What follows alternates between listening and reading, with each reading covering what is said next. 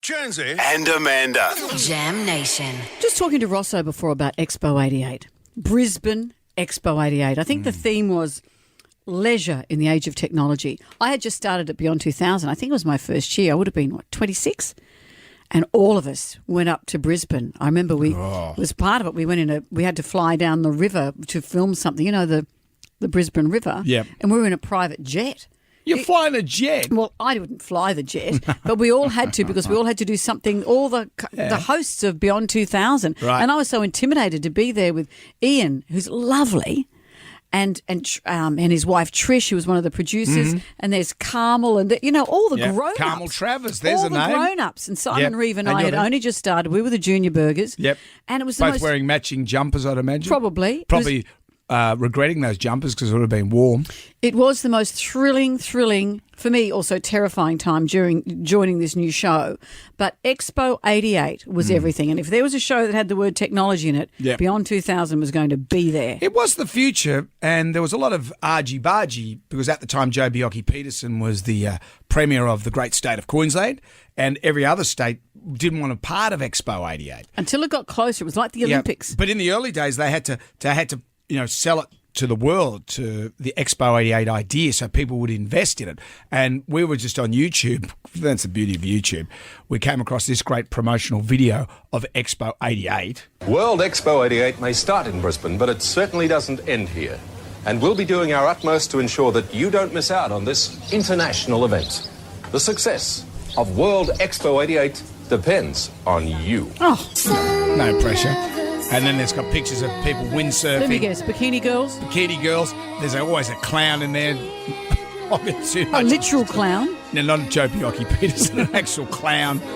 And, the obligatory shots of bikini girls, drinks with fruit in them and all that sort of stuff. And you're in. And then the opening. Australia did the opening of the, this is the thing. We all embraced it. Yep.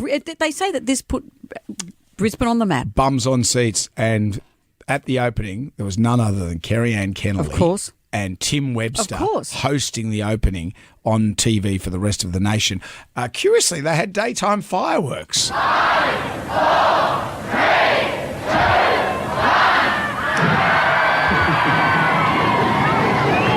Well, that is opened by Sir Lou Edwards. There's the daylight fireworks. I must admit, I'm always amazed at those. I'm seeing a lot of smoke at the moment. I can't see too many fireworks, but there's an awful lot of smoke that's going, Linda. More balloons. Oh, that's right. They let a bunch of balloons into the sky. Daylight fireworks. Daylight fireworks? Just like the place was getting strafed. The footage looks like it's been bombed. It looks like Beirut. Who would have daytime fireworks? I don't know. There was also a bit where Tim Webster said, it's been an amazing build-up. I was here yesterday afternoon and people were still around. It was still going. Brisbane was awake in the afternoon. Well, it used what to a close shock. in the afternoon back in those days. But it did. It put it on the map. Did you go? Yes. Went there, and it was the first time I'd ever been to Brisbane in 88, and I thought, what a great city this is. And I actually got to live in Brisbane a few years later, and I really liked it. It's a great city. And that whole area where they developed it at South Bank was pretty cool. And now South Bank is just extraordinary. It's There's great. You go restaurants. and It's have a swim great. and It's do all great. the stuff. It's brilliant. But, everyone kept talking about the New Zealand pavilion. Yeah.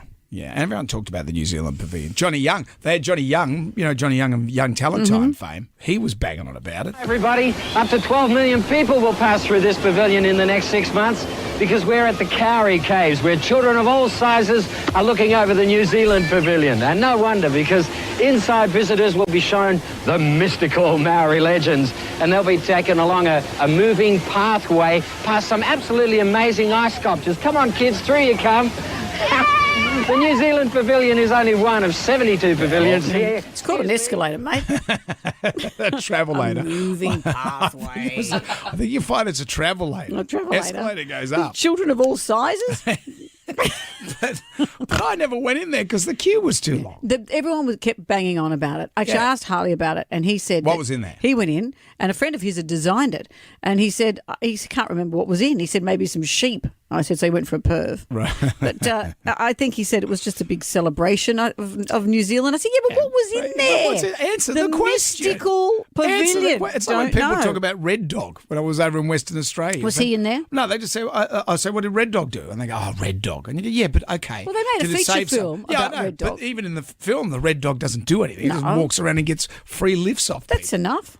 Now, they call me cynical. Maybe they should make a film about the New Zealand pavilion at Expo. What did it do?